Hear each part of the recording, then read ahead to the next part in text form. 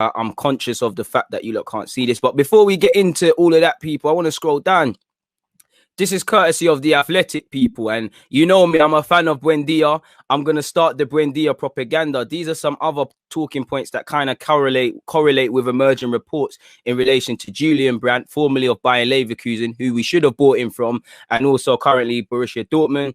And obviously, before we dismantled our international scouting network, Arsenal had watched Barcelona's Ricky Puig on several occasions, much like all clubs. You know, all clubs are watching all of these sort of players. You know, it's for me, when you see players like Tricao, I can't say his name, but Braga, and now of Barcelona, it's the Highlands, it's the Martinez, it's the Pedro Netos. These are players that, I'm not saying that I am the master and I was signing them, but these are players that I was watching at youth level. And I would have admittedly missed out on Highland because I think he was good, but I would have been a scout that said, let's monitor him a bit more. But the others could have been here. We need to find players of tomorrow sort of thing. And we're not doing well enough. You know me, I love the Buendia propaganda, and we're still linked with him to this day, people. Please make sure you're hitting the like button. And this was a segment from The Athletic that I felt tells you everything, you know. Despite Norwich's relegation last season, Buendia's 83 chances created were 4th overall behind just Kevin De Bruyne, Jack Grealish and Trent Alexander-Arnold. With the exception of Grealish, who does play for a better team in Villa, you'd expect, you know, Kevin and Trent to pass him. So he's in good company, you know, while playing a 5th best 83 key passes, you know, and in brackets, the final one before the recipient of the ball has an attempt at goal without scoring, and making several actual assists. Alongside this, he made a club high 82 tackles, 31 more than any other Norwich player, and 6th highest in the Premier League. So what does this tell you? You know, this tells you, you know, he's tenacious. This tells you he's a good baller. This tells you can pass the ball forward. Who did Norwich beat 2-0 the other day where Cantwell and him scored? He got to showcase things. I love Buendia. You know, this is what we need. I don't think Buendia is the messiah. I don't think he's going to change the world for Arsenal, but I think he's a player that we should be trying to get. Now, if I'm Norwich, I'm sitting there and I'm saying to Buendia, yo, listen, I know you want to leave, and if they spend the money that, you know, we want, whether that's 15 or 20 odd million, you can go. But hear what I'm saying. You might as well stay. You know, you've got a good finger here at Norwich. We're going to be back in the Premier League. If you continue to have a good season, Arsenal might be in for you. And Arsenal look a mess at the moment. What about the other Premier League teams? You know, if you keep playing well, they'll be in. Or you might say, listen, do you know what?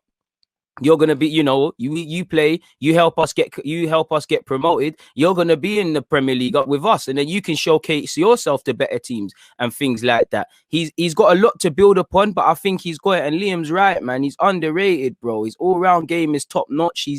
Like I said, he's a player that can be polished, and he's still got age on his side. And also, he's got resale value as well, which I don't want us to be a selling club, but that's something we've got to consider, you know. And again, you look at his influence in the Championship. He's created the most chances from open play in the Championship. Again, you know, our whole team needs to be able to be creative, because we can't just sign Buendia and expect him to do creative stuff. Similar to against Chelsea, we've got to see movement. We've got to have a plan when playing out from the back, or we're going to be in this situation where we sign this creative man, and then we're talking about there's no runners, he needs this, he needs that. Something we've seen under Mesut Ozil, previously Cesc Fabregas, at a point under Jack Wilshere, also Santi Cazorla, and we're seeing to this day as well, people. And also, again, the price tag. Now, for Norwich, Arsenal need Buendia more than Norwich need to sell, because, you know, they need him for his season. Again, there's resale value. Again, there's someone that could help them, and they can get another Buendia, but again, it's one for their scouts to do their job, really and truly.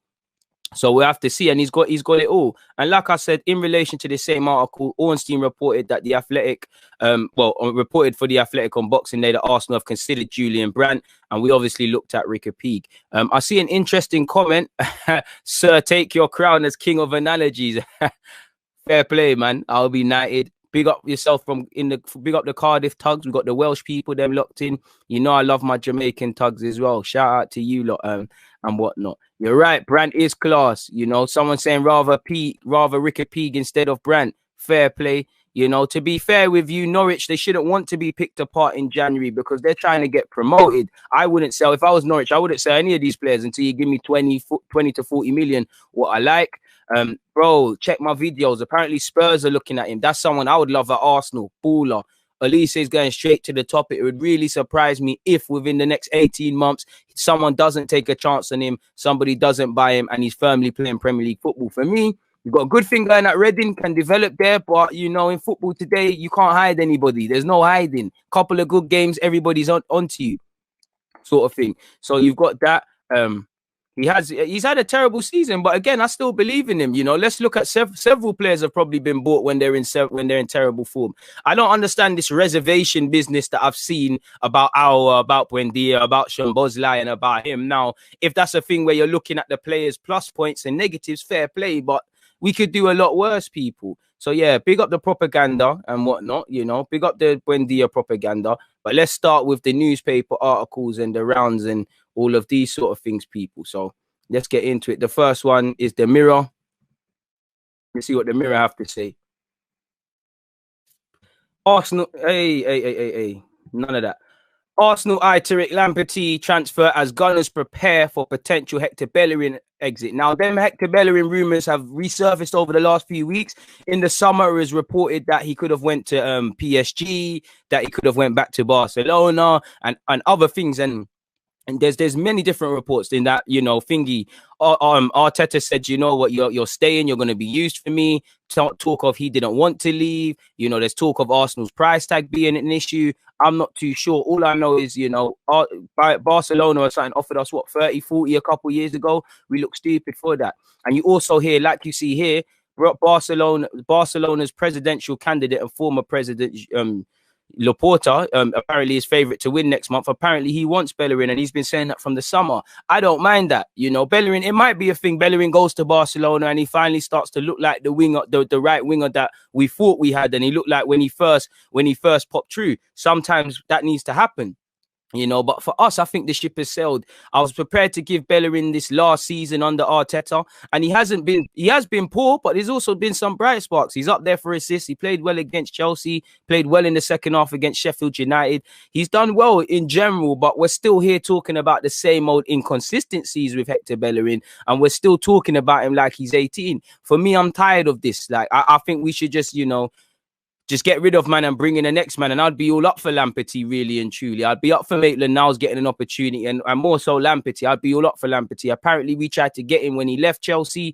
Brighton are going to make a handsome profit. And that's probably why I don't believe we can get Lamptey, because for Brighton, you know, Lamptey joined you because he wants first-team football. It was a relationship of convenience, you know.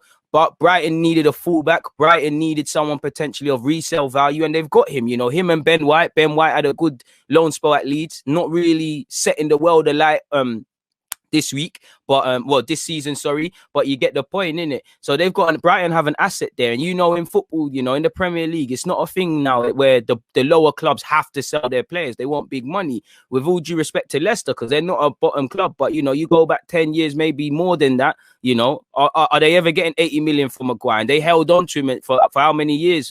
For a bit, you know, people. It's an even playing ground now. So again, if Arsenal, who have financial constraints, I'm asking for 30, 40 million, 20 to get the conversation started, but I'm asking for 40. Now, do Arsenal have 40 million to spend on the right back when we hear talk of needing a centre half? You know, we need a midfielder or two, and there might be some other roles. I would love Lamptey.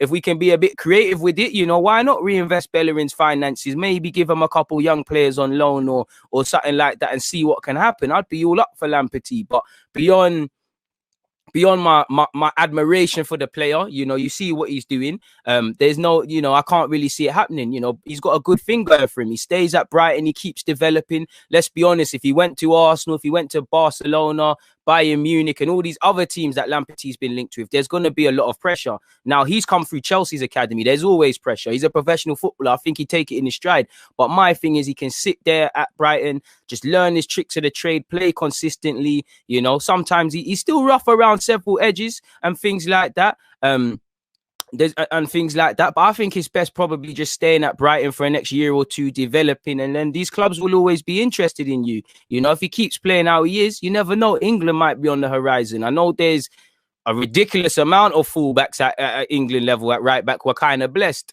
You're fully right, Neil, in that, you know, structured payments as well. But again, you know, if I'm Brighton, similar to Palace with Zaha. I don't want structured payments. I hear there has to be a structure, but within that, I want more upfront costs versus someone like Leo who might say, yeah, we want 72 million, but give us £2.50, £2.50, £2.50 sort of thing. If I'm Brighton, I'm saying, cool, you can do your installments business. I want 15 million by this. I want 5 by this. I want 20 by this sort of thing. And that's gonna put us in problems. So I'm all up for this, but beyond paper talk, I can't see it. You know, 1 minute Bellerin's linked with a move away, 1 minute he's not. And I think it might, to develop, he might have to leave. You know, you've been under different managers. You ain't kicked on. You've been here since 18. You ain't kicked on. Maybe you need a change of environment. Oh, maybe both parties do. I'm not letting the Chelsea game sway me too much. As you can see here, people, Mikel Arteta persuaded Bellerin to stay amid interest from Paris Saint-Germain in the last transfer window. Again, if he wants to leave, I want players who want to be here. You know, I'm not saying he doesn't want to be here. I'm not saying he shouldn't be open to stuff, but maybe one of them moves would be good for him, people. You know, he's also eligible for Ghana. I'm sure the Ghanaian FA are probably monitoring things, but it's probably punching to suggest he will end up becoming a player for the Ghana national team. But there's always hope. So as you lot can see, we've covered that. Let's put that in red. Let's look at the Julian Brandt business, people. You got the 374. Please make sure you're hitting the like button. As you can see, Arsenal turn attention to Borussia Dortmund attacker Julian Brandt as interest in Lyon star Hossam Aouar calls. As you can see, Arsenal are reportedly contemplating a move for Borussia Dortmund star Julian Brandt, having called their interest in Hossam Aouar. As you lot know, we already know where we are in the league table. We know we're struggling for goals. We know we need a creative man, something Edu and Arteta have been very vocal on. As you lot know, Aouar is muted at 55 million, and we know Lyon apparently need money. We all know apparently, you know, the whole TV issue of France might be a thing, but January is a difficult time to do business for multiple reasons. You know, Lyon would, if you want 55 million, you want to disrupt their squad, you're going to have to end up paying around 60, 70 in January, because if I'm Lyon, I'm not trying to let Aouar go unless it's stupid money in January, because he's part of our squad. We know January is a difficult time to do business. Everybody knows how desperate Arsenal are in several positions. People might be open to letting people go, but again, you run the risk of disrupting your squad and losing bodies, and there's injuries and things like that. So it is what it is. So it doesn't. I hear it if we're targeting something else, and then we'll try again for Aouar in the summer, even though I don't think that's a thing. The report, The Athletic said, went on to say that Brandt has caught the attention of the North London club. He's only started 6 matches this season, and he's had quite a poor season. He's been very inconsistent. One concern I have of him, as much as I rate him, is he's quite lightweight, but he's a good dribbler. He can play in a couple of roles. He wants the ball. You know, he can pick out a pass. I think he's got it all, really and truly. You know, I think he's a decent player, and I think he showed that Leverkusen. He's not going to come to Arsenal. Brandt is not going to come to Arsenal and set the world alight and be a messiah, but I do think it could be a shrewd addition, really. You know, he can play out wide, more so he can move inside, and which he was doing in the latter stages of his time at Bayern Leverkusen. You know, and again, this is why I was up for it, because apparently they didn't want much money, but apparently that move was already happening. You know, in his first campaign, he got 13 assists and 7 goals. That's not the worst. That's not what my maths is poor, but ain't that 20 goals in 42 appearances, which shows you the 24-year-old isn't of the finished article, but shows you there's something there. And like you can see, people, he's played 22 games and he's got 1 goal and 1 assist, and he's barely completed 90 minutes all started. So he, for whatever reason, he is struggling. I'd be open for it. Maybe we could get him at a cut price. But you see the thing with us and unpolished players, I don't really see that we're going to polish these players. Like I rate Gabriel, but I want to see how we're going to turn Gabriel into the next player. You know, we've got numerous young players around the team. It's like even if Buendia came and Aouar, these guys are not the finished article. How are we going to make them into that?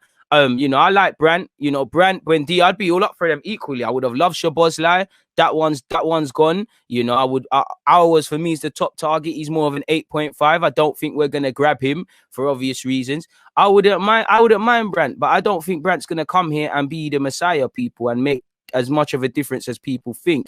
There was also been reports linking us with Nkunku, and apologies, people, this is actually a second part of what I've copied and pasted from The Athletic. Again, I pay thanks to you lot. We've signed up to the membership, and I can do what I want with these.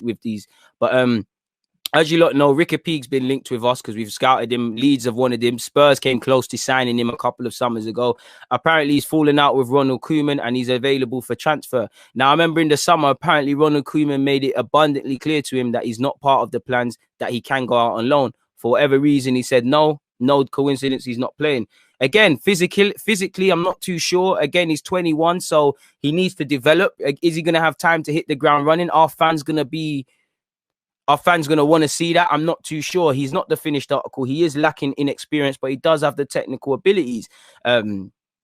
He does fit the billing in that regard, people. Moving away from that, and we've been linked with Nkunku for a minute, and apparently we're also maintained an interest for him, people.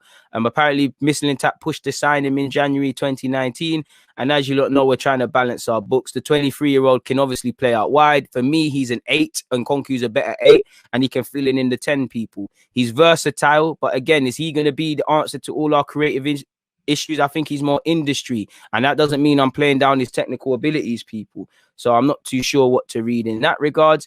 This is a bit irrelevant, but I thought I would bring it up. You know, Sanchez, what a player. I used to bunk school to go and watch, people.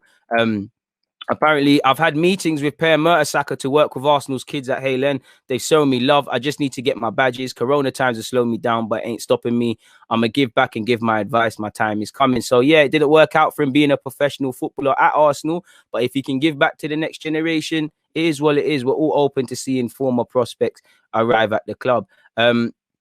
Balogun's future is up for debate, people. Is really up for debate. And before I get into that article, this is what I would like. This is what I want to happen in January, people. Now, in fact, before I get into that, well, under that you can see Saliba's future.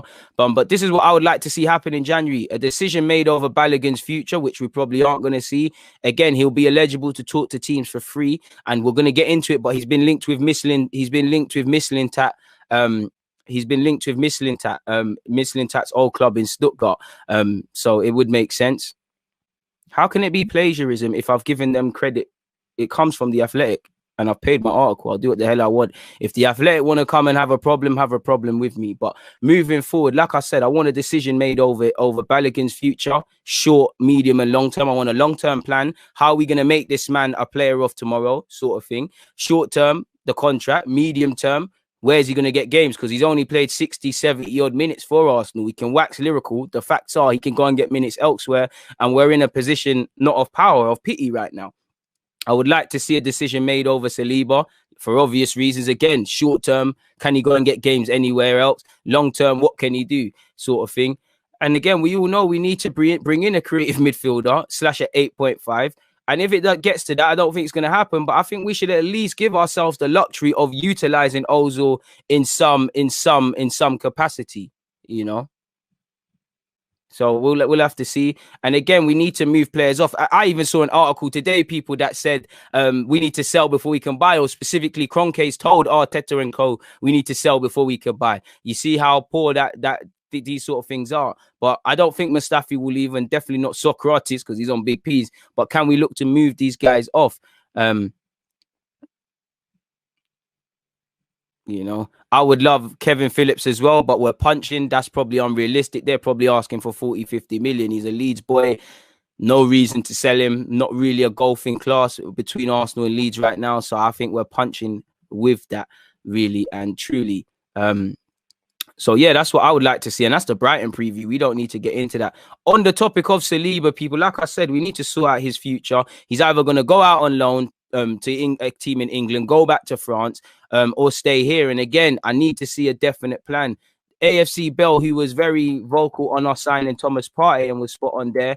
I can't speak Arabic, and I sure as hell can't translate it. But sources familiar with the agenda of the meeting between Arsenal and Saliba's agent. Now, for those who don't know, there's been rumours of speaking to Saliba's agent in relation to his future and seeing what's happened. And you're even seeing reports come out that, you know, there's concerns about how Saliba plays and whatnot. But there's also reports saying that Saliba's actually never been directly told as to why he isn't in any matchday squads apart from the Liverpool one, which to me, I feel a bit hard done by. You can't go from talking me up as being the future of you, making big videos over me, and then you're not even telling me why I'm out of the matchday squad. You know, you've not allowed me to play in a cup final because you couldn't find an agreement. And then you obviously, I'm not playing any football now. I've been robbed of a cup final. I've been robbed of a couple of months of developing, and these moments at 19 are crucial, people. So yeah, we'll see what happens, people, in the relation to Saliba, but that's a future. His future needs to be sorted out, man. Again, we don't need to, if he's not ready, which I think he can be, it's fine. Apparently, after the dust settles from the meeting of Saliba's agent with Arsenal, AFC Bell will be here to talk about the facts. So I'll be here to speak about that more in depth, people. So yeah, I want to see a decision made over several things. We've got the Nkunku business. We've got that. We've spoken about that. Now let's get into Balogun, people. Now Balogun's been linked with Stuttgart, which makes complete sense. You look at Stuttgart, they've got, what's that guy who they signed from Paris FC? It's One Mituko or something like that. He's moving very mad for them. You know, they've taken Mavropanos on loan from us. You know, they've got Koulibaly, the young lad from PSG. Stuttgart's mandate is to bring in young players and sell them for profit and things like that. They've got a bunch of them dotted around the team. They've got that Argentinian midfielder. They've got who's that midfield lad as well, the black guy. They've got quite a few players in there. That's Mislintat's mandate and things. Google, are you going to translate this for the king, for the guy? Come on, Google, man. Google. Allow me, bro. Yeah, slap that in English, brother.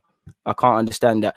But he's been linked, and he's been linked with Germany, and you've seen a number of young players go out to Germany to develop. I think going to Stuttgart would be perfect for Balogun. I don't think he's going to start week in, week out, but he's going to be closer to the first team. He's going to get more minutes off the bench. He's going to get more starts. He's at a club where there's not too much pressure. He's at a club where they're trying to develop players. You know, he's in Germany where you're seeing all the young players go there. Not everybody's having success in Germany. Not everyone's going to be Jadon Sancho, but I think it could be good for him. I think Brentford would have been a good look, and I think this would be a good look as well, you know, and it'll be an L for Arsenal. You know, I think Stuttgart is an option for him. I think his agent should really be pushing that boat. I do think if Arsenal tell him how he's going to get first team minutes and their plan for him, he'll be all up for it. But for me, you know, Balogun, I know he wants to make it at Arsenal. I know he's shown his quality. I know I would love to see him get more of a look and be on the bench and things like that. But he's got to look at it without emotion now. He's got to look at it. You've got Aubameyang and Lacazette, at least Lacazette for another year. But Aubameyang signed a new 3-year deal. You know, you've got Tyrese, John Jules, and Eddie Nketiah. Whether people rate you ahead of them or they're rated ahead of you, you're fighting amongst them. Yeah.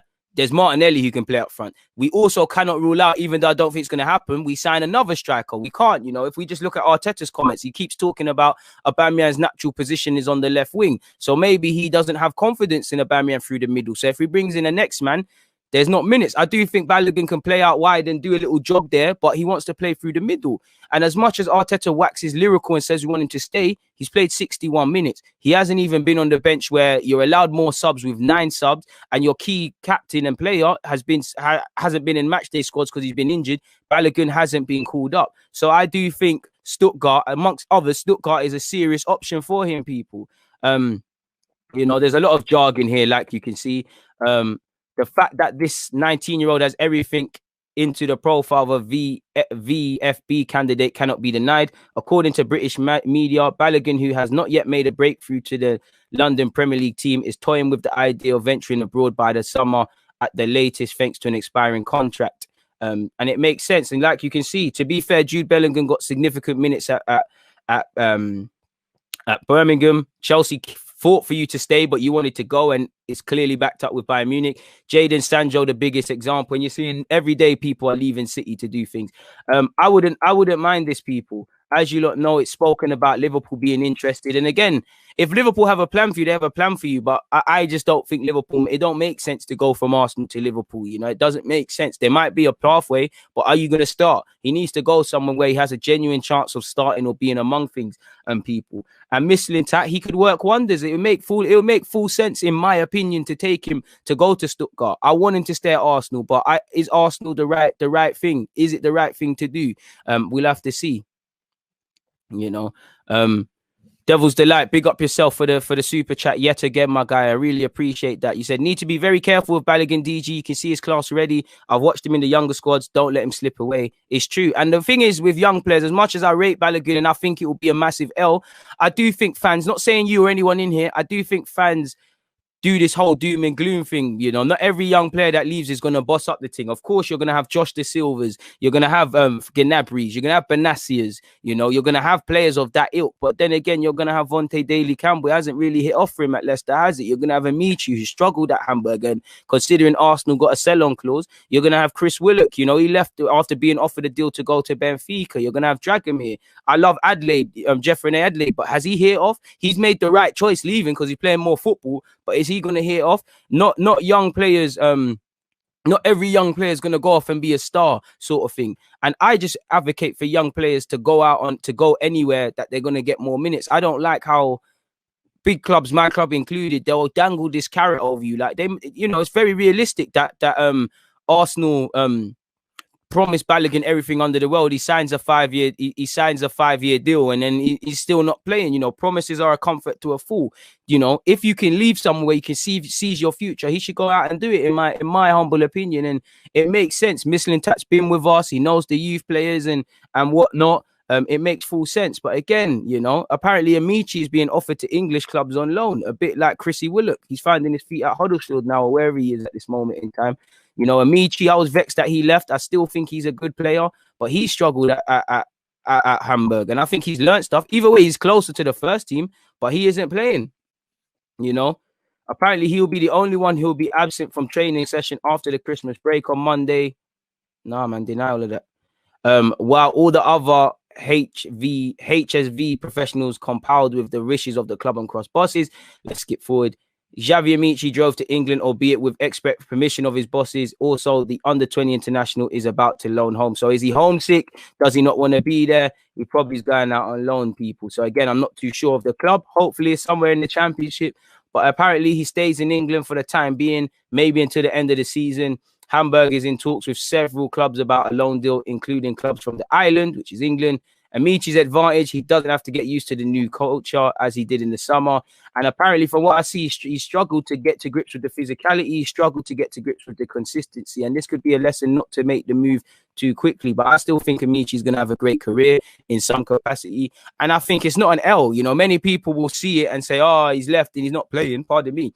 If he feels he's closer to the first team, if he feels he's better placed at Hamburg, fair play to the lad. You know, moves don't always happen. But what I will say is I like how these players are more open to seizing their futures than just accepting their fate. Because many of them will sign new deals. The club will keep them for 4 years and then throw them away and not use them. And all them promises are gone. So, yeah, apparently he's only played 12 minutes this season, which, again, he must not be showing enough in training. There must be something, people.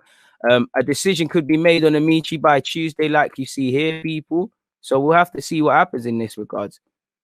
So we'll have to see, man. Hopefully it's something positive in that regards, people. As you can see, I was watching YouTube videos. So again, hopefully it's positive in relation to Balogun. You know, hopefully Amici can get his career back on track. I don't buy this, people, but I had a duty to bring it to you guys, people.